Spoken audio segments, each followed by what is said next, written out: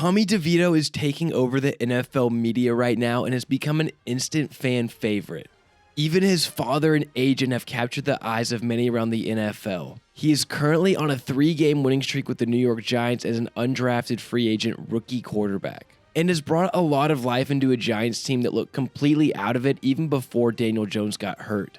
Many of us are probably wondering, who is this guy and where did he come from? Beyond his impressive play, his story is unique and at the very least a feel-good story. In today's video, I'm going to go over his story and how he got to where he is today.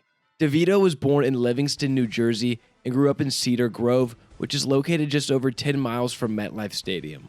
A local kid, he attended Don Bosco Prep High School and was quite good.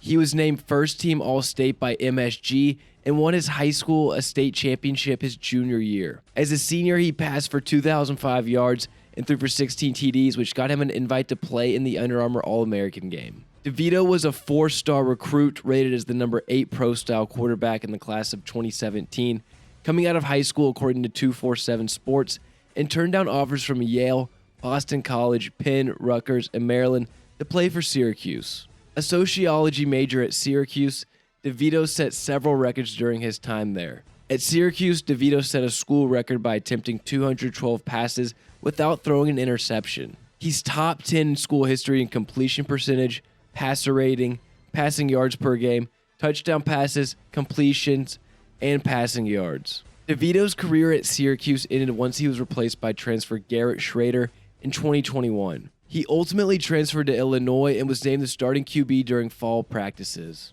DeVito started every game for Illinois last year and played quite well. His 69.6 completion percentage was good for 4th in the nation and also the best in school history. DeVito sought a waiver for an additional year of eligibility from the NCAA to play another season at Illinois, but was denied. Following him getting denied, he went on to declare for the NFL draft.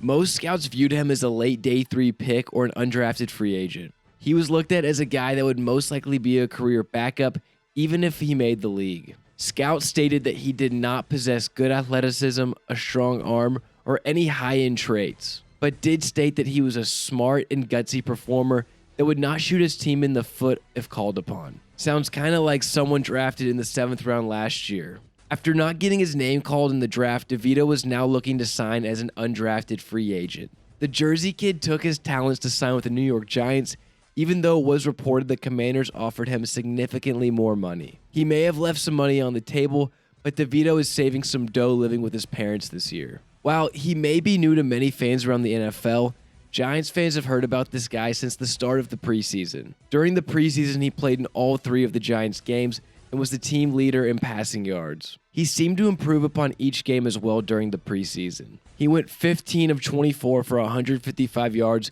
with 1 touchdown and 1 interception during their first game against the Lions. In Game 2 against the Panthers, he went 9 of 11 for 88 yards and a win. And in his final preseason game against Aaron Rodgers, he went 19 of 29 for 210 yards and a touchdown. Following the preseason, he was actually waived by the Giants, but then 3 days later was added back to the practice squad. In my mind, he was probably just thrilled to be on the practice squad at this point, as the Giants had Daniel Jones with a fresh $40 million contract starting and veteran Tyrod Taylor backing him up.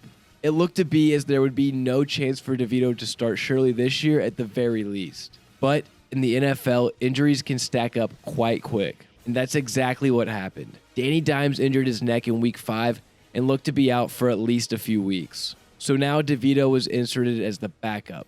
In Week 8, after Tyrod Taylor suffered an injury, DeVito made his debut. He completed 2 out of 7 passes, but did score the Giants' only touchdown on a 6-yard run. In Week 9, Danny Dimes returned to the lineup, but Tyrod remained out, so DeVito was still the QB2. Well, it didn't take long till Jones went out again. During his first game back from injuring his neck, Jones tore his ACL, which threw DeVito back into the fire. DeVito was able to get his first career passing touchdowns, but also threw 2 interceptions during the loss to the Raiders. In Week 10, DeVito was named the starter as the Giants had no one else to go to, and it wasn't pretty. He threw for 86 yards, 2 touchdowns, and 1 interception in a 49-17 stomping by the Dallas Cowboys. Just when it seemed like this wasn't going to go well, things turned around the next week. In a 31-19 win over the Commanders, DeVito threw for 246 yards and 3 touchdowns, while also becoming the first quarterback to ever win a game being sacked 8+ times. In Week 12, he got another dub over the Pats, winning 10-7. And then this past week, we saw his signature moment to date. After trailing 21-22 against the Green Bay Packers on Monday Night Football, DeVito led the Giants on a game-winning drive to win his third game in a row.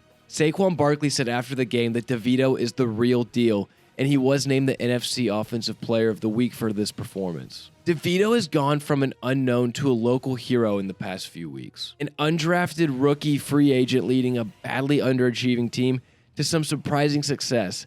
As a third-string quarterback, he has become a fan favorite and was given the nickname Tommy Cutlets. DeVito and his family have made some real noise around the NFL world, and Giant fan or not, you have to love this guy's story. Will DeVito keep this success going and have a chance to potentially overtake Daniel Jones next year, or do y'all think this is just a flash-in-the-pan story that will dissolve soon? Regardless of what happens, you have to love the story here, and I will say I'm a fan and hope to see this guy last in the league. Thanks for watching, guys. Please make sure to comment, like, subscribe, and let me hear your thoughts on this whole Tommy DeVito situation.